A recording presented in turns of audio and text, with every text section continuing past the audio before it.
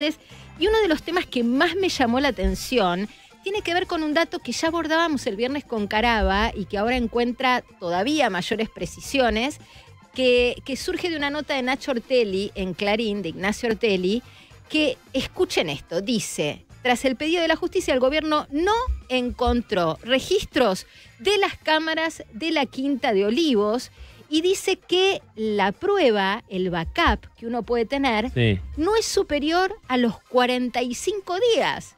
Por lo tanto, miren lo lejos que estamos del rango de fechas que está solicitado por el juzgado, que es desde el 2021 hasta el 2023. Esto es lo que pidió el fiscal Ramiro González. Así que yo me quedé helada. ¿Cómo backup de 45 días nada más en la residencia presidencial?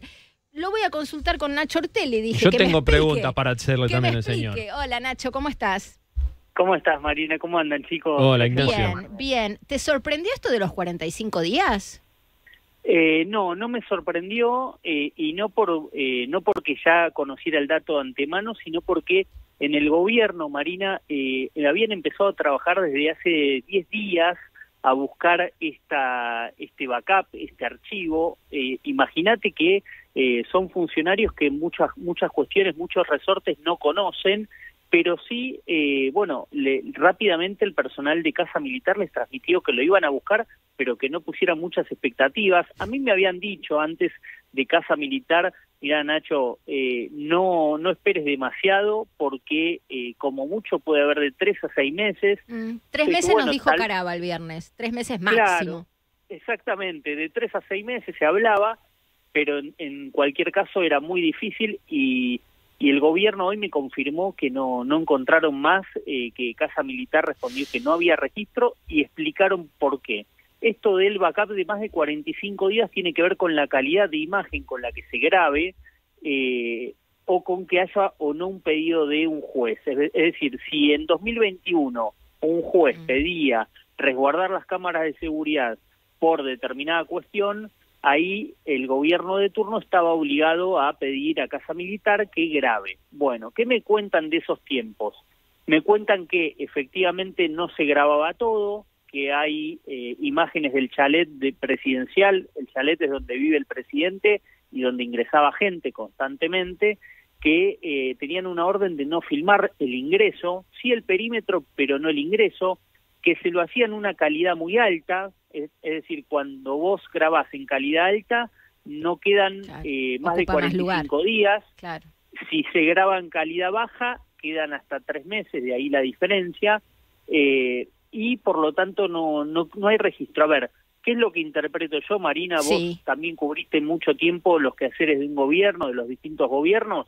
Bueno, a los gobiernos no les gusta que queden registros de la intimidad de los presidentes, no solamente de este presidente Alberto Fernández, sino de Cristina. Tiene menos que ver con la obsolescencia o la antigüedad del sistema o con la vocación de grabar en alta. Tiene menos que ver con eso que, bueno, hacemos todo esto para que quede nada más que un mes y medio para atrás, ¿no? Con la vocación de que no quede el registro. Absolutamente. El sistema está pensado para que no quede registro y la vocación de los distintos gobiernos, sobre todo los kirchneristas, era que no se refleje la intimidad. De hecho, en el tema de los accesos a la Quinta de Olivos durante el gobierno de Cristina Kirchner, no solamente que los evitaba dar esos ingresos, sino que cuando los daba totalmente fraguados, es decir, sin el detalle, sin el registro realmente de quienes ingresaban a Olivos. Esto empezó a cambiar durante el gobierno de Macri. Durante el gobierno de Alberto Fernández esto continuó como venía de Macri, por eso se llegó a la conclusión de todos estos ingresos. Pero un detalle, la justicia le pide los ingresos, las cámaras, ya dijimos, no están. Los ingresos y egresos le pide la justicia al actual gobierno, los ingresos del 2019 al 2023, con la particularidad de por qué lo hace. Bueno, porque los que le dio a los medios de comunicación el gobierno de Alberto Fernández sospecha que tienen diferencias con los reales, es decir, quieren que el nuevo gobierno, es decir, el gobierno de Javier Milei, le diga a la justicia formalmente: miren, estos son los ingresos, no los que le dieron a periodistas como Don Ciber o a la ONG Poder Ciudadano, sino que oficialmente quiere que el Estado es decir, el gobierno les dé los registros que figuran, tal y como están. Tal vez hay omisiones, tal vez hay nombres tachados en los listados que ya vimos recientemente, que los publicaron estos colegas. Es decir, la sospecha está de que puede haber más nombres dentro de esos listados que anteriormente no fueron informados a los medios de comunicación o cuando se hacía un pedido de acceso a la información, Marina. Entiendo. Ahí hay dos temas. Por un lado, la causa seguros, ¿no? Y ver cuántas veces reales ingresó Martínez Sosa o María Cantero, que no sé si esos registros están completos o no, y después pensando en la causa de la violencia de género, pienso en el personal médico, ¿no? Porque algunos guardia permanente, pero si entró de afuera algún médico tratante, llámese obstetra, médico de cabecera de la primera dama o quien fuera. Reumatólogo por los golpes. Claro. Claro. De hecho, en uno de los días que Fabiola Yanis dice haber sido víctima de violencia física por parte del expresidente, no figura el ingreso de Federico Saavedra, el titular de la Unidad Médica Presidencial. Bueno, tal vez en estos registros algo distinto aparezca, por eso no es un tema menor. No. Y por otro lado, el tema de los registros de atención médica de la Unidad Médica Presidencial, esos me cuentan que sí estarían. Es decir, cuando un médico en Olivos atiende a alguien, deja registrado, deja un registro de a quién atendió y el motivo preliminar o resumido.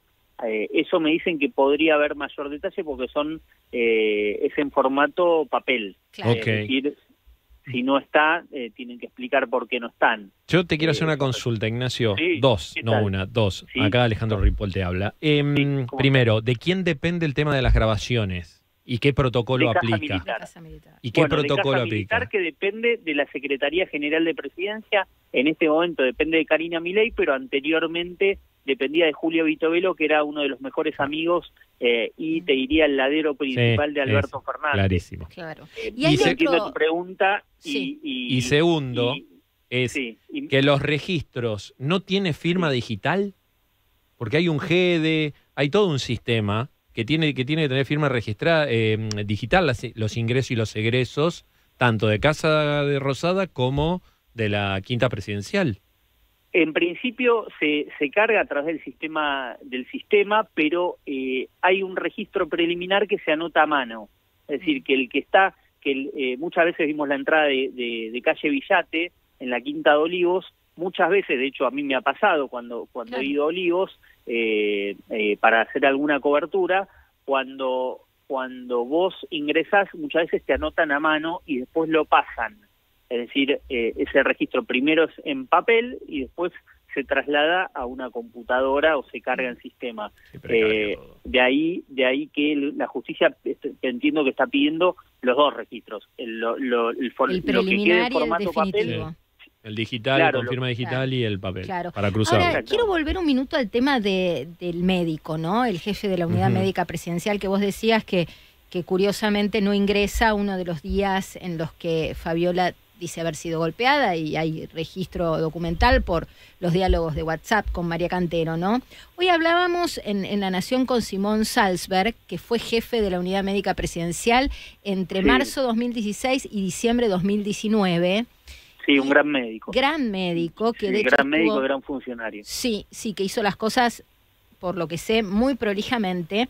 Y él nos decía que el primer dato es que vuelen al jefe de la Unidad Médica Presidencial, porque él se fue cuando se fue el expresidente Macri, o sea, volaron al jefe de la Unidad Médica, cuando en realidad la idea es que tenga una continuidad y que no sea el médico de cabecera del presidente, justamente por estas situaciones. Y segundo, nos decía que en un caso de violencia de género, la obligación de denunciar para preservar la vida de la primera dama y también de su bebé, porque hay episodios que habrían ocurrido durante el tránsito del embarazo, es una obligación que va más allá de la flagrancia. Es decir, no es necesario que el médico haya visto quién fue el agresor y ahí denuncie, sino con las consecuencias de sus actos. Una vez que atendés la lesión... Con lo que le pasó a la víctima. Claro, con lo que le pasa. Para preservar a la víctima hay obligación de denunciar. Esto no sé vos qué pudiste recabar, pero nada de esto ocurrió. No, nada de esto ocurrió. La declaración de Saavedra, que todavía no tiene fecha para declarar, es fundamental. A mí lo que me cuentan quienes hablan con Saavedra, quienes hablaron desde que se destapó todo este escándalo, es que está totalmente en shock, que no porque con esto no quiero decir que no tenga culpa, sino que o no tenga responsabilidad en lo que vos mencionabas, Marina, pero sí que está analizando muy seriamente qué hacer y qué decir. Entiendo que no va a cubrir al expresidente Alberto Fernández en cuanto a su declaración, es decir, va a priorizar su situación, va a priorizar su trayectoria. Ahí está discutido respecto a cuál sería la explicación que tendría para dar. Hay quienes apuntan que en ningún momento Fabiola le habló de los golpes, sí que la atendió, sí que tenía marcas, pero que la propia Fabiola, según en los trascendidos, no quiero o no pretendo revictimizar a Fabiola para nada, que se entienda en esos trascendidos de gente que habla o dice hablar con el doctor Saavedra, que aparentemente los enmarcaban todos en tratamientos estéticos, que eso es una realidad. Fabiola no lo ocultaba, de que se sometía a muchos tratamientos estéticos. Pero ese ojo que vimos en las fotos, Nacho, no hace falta hacer o el moretón del brazo. ¿Qué clase de tratamiento estético necesita una mujer de menos de 40 años en un brazo? Y ese tipo de moretón. Digo, no hay margen para que un médico no se dé cuenta que es un golpe. Ahora, entiendo que también el médico, que no se va a autoincriminar y decir, sí, bueno, me dijo que era un golpe, o yo vi que era un golpe, y la verdad que evité decirlo. La verdad que eso sería loable desde el punto de vista personal, pero lo complicaría mucho en términos penales, ¿no? Pasaría de testigo imputado. Y claro. Exactamente. Claro. Por otro lado, te insisto con lo que decía Simón Walser, que me parece que dio en la clave, que dio en la clave. La unidad médica presidencial no debe estar a cargo de alguien que sea amigo del presidente de la nación, porque terminan en esta situación. ¿No? Y otra cosa muy importante que dijo este doctor es que ellos llevaban un registro de papel tanto de la primera dama como del presidente. Y de todo el personal que atendían. Exacto, porque lo estuve escuchando hoy a la tarde, estuve mirando a La Nación. No es que atendían solo a la primera dama y al presidente. No sé, se descompone un cocinero. Sí, un granadero, ahí está registrado el de todo el personal. Sí.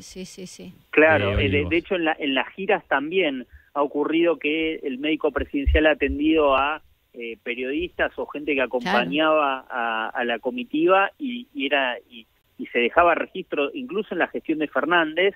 Por eso es muy importante que el aporte del gobierno actual con esos registros a la justicia. Por otro lado, en la gira, yo lo conté creo que en La Nación Más, en la gira que el expresidente hizo a Bali, al G20 de Bali, que tiene la úlcera lo acompaña sangrante. Fabiola Yáñez, una de las últimas, en 2022 que la acompañó ella. Fabiola Yáñez, en ese viaje, yo tengo entendido, yo acompañé en ese momento la gira presidencial. Fabiola Yáñez fue atendida por médicos de la presidencia, en ese momento se decía que era por un tema estético, y Fabiola Yáñez después de ese viaje no siguió más de París a Bali. De París se fue directamente a Roma, donde tenía tiempo para llegar a ver al Papa, pero fue con mucha antelación. La explicación que dieron era que no estaba en condiciones de hacer un viaje tan largo, decían que se había sometido a un tratamiento estético. Ahora con todas las revelaciones que surgen, uno puede ponerlo en duda eso, ¿no? Tal cual. Nacho, gracias por toda esta información que nos aportás. Felicitaciones por esta nota que a mí me pareció absolutamente reveladora, porque también uno puede saber qué esperar y qué no, viste, de este material, de este pedido del fiscal Ramiro González a Casa Militar. Bueno, no están las cámaras entre el 21 y el 23. Qué precario. Gracias, Nacho. Gracias a ustedes. Gracias, Marina. Un beso grande. Beso grande. Era Ignacio Ortelli, Nacho Ortelli, periodista en el aire del Observador 107.9. Calabró 107.